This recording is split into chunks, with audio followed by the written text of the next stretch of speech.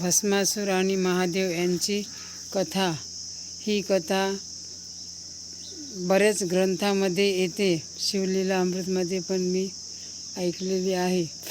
एकदा काय झालं, भस्मासुराला असं वाटलं की आपण वरदान मिळवायचं. त्यांनी त्यांच्या गुरुला म्हटले की मला लवकरात लवकर कोणते देव प्रसन्न होतील की मला लवकरात लवकरच मला वरदान प्राप्त होईल. तर त्यांच्या गुरूंनी म्हटलं की लवकरात लवकर वरदान देणारा परमात्मा तर महादेवच आहे. तू त्यांची तपस्या कर, तुला लवकरच ते वरदान देतील. तेव्हा त्यांनी तसंच केलं. तपस्या करायला बसले आणि लगेच त्यांनी त्यांच्या शरीराचा एक एक अंग तोडायला लागले. थोडं थोडं मांस अंगावरलं काढायला लागले, परंतु महादेव त्यांना दर्शन देत नव्हते. मग आखरीला त्यांनी त्यांच्या गळ्यावर तलवार ठेवली. तर जशी गळ्यावर तलवार ठेवली तसेच महादेव प्रगट झाले आणि म्हटले की महादेव म्हणत होते की माग तुला काय वरदान पाहिजे तर. तेव्हा महादेवांनी म्हटल्यानंतर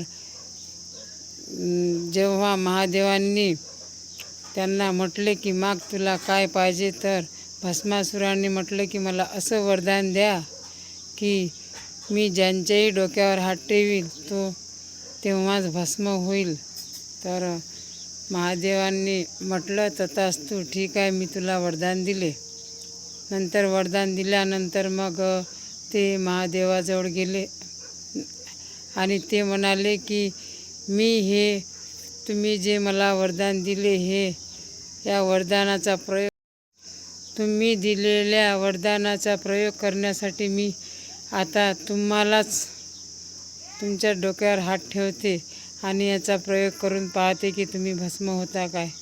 महादेव म्हणाले माझंच वरदान मलाच भस्म करतं. तर तो म्हणाला होय. तर तो लगेच महादेवाच्या डोक्यावर हात ठेवायला निघाला. महादेव तिथून निघाले. आता महादेव एवढे मोठे त्रिभुवनचे परमात्मा आहे, ते एका भस्मासुराला भीत होते का? परंतु त्यांनी अशी माया केली की माझं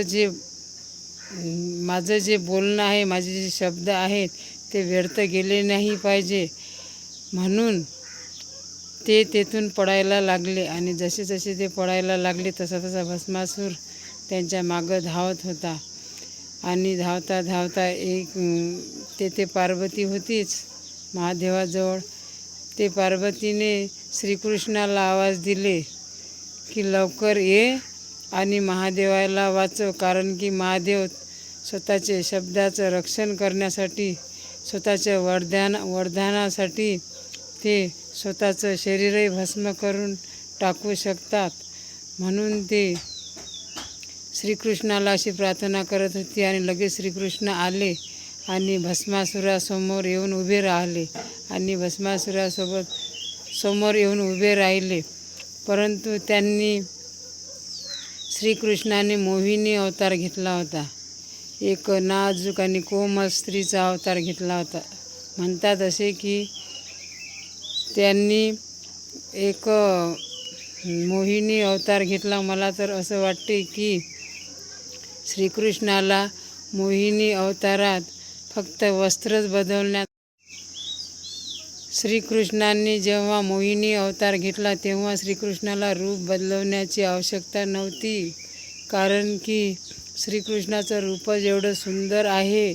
श्रीकृष्णाचा जो चेहरा इतर एवढा गोरा आणि एवढा कोमल, एवढा सुंदर आहे की कितीकही सुंदर स्त्री असेल तर त्यांच्यापुढं काहीच नाही आहे. एवढं नाजूक आणि एवढं कोमल चेहरा आहे श्रीकृष्णाचा. एवढे कोमल दिसतात श्रीकृष्ण. त्यांनी तर मला असं वाटते की त्यांनी फक्त वस्त्र बदलवले असेल, बाकी त्यांचं पूर्ण एक कोमल स्त्रीसारखं स्वरूप आहे. त्यांचं स्वरूप आहे, त्यांचं रूप आहे.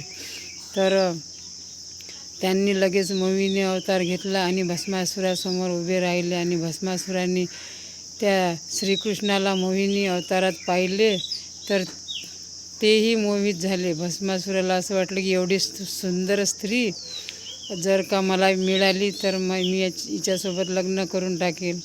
मग तर माझं जमलं. तर तो भस्मासूर म्हणाला की माझ्यासोबत तू लग्न करशील का? तर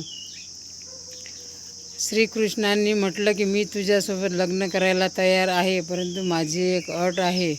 माझी अट अशी आहे की जो व्यक्ती माझ्यासोबत मी जसं जसं नृत्य करते तसं तसं नृत्य जो व्यक्ती माझ्यासोबत करेल मी त्यांच्यासोबत लग्न करणार. तर भस्मासूर म्हणाला ठीक आहे, तू जसं नृत्य करशील तसंच मीही नृत्य करायला तयार आहे. तर मग श्रीकृष्णांनी अशी लीला रचवली की एक एक हात त्याच्या शरीरावर ठेवत ठेवत स्वतःचा हात नृत्य करायच्या वेळेस इकडे तिकडे ठेवता ठेवता ठेवता ठेवता असा त्यांनी उपयोग केला की त्यांनी श्रीकृष्णांनी स्वतःचा हात आपल्या मस्तकावर ठेवला आणि जसा श्रीकृष्णाच्या डोक्यावर हात ठेवला तसाच भस्मासुराने सुद्धा आपला हात त्यांच्या स्वतःच्याच डोक्यावर ठेवला आणि जसा स्वतःच्या डोक्यावर भस्मासुराने हात ठेवला तसाच तो भस्म होऊन गेला. त्यांना श्रीकृष्णाचा जो चेहरा होता ते श्रीकृष्णाला पाहून तो स्वतःलाच भुलून गेला की मी काय आहे, आणि त्यांचं ते पूर्ण लक्ष भुलून गेलं. लगेच नृत्य करता करता त्यांनी स्वतःचाच हात स्वतःच्या डोक्यावर ठेवला आणि स्वतः भस्म होऊन गेले. अशी ही श्रीकृष्णाची लीला आणि महादेवाचं वरदान अशी आहे ही भस्मासुराची कथा.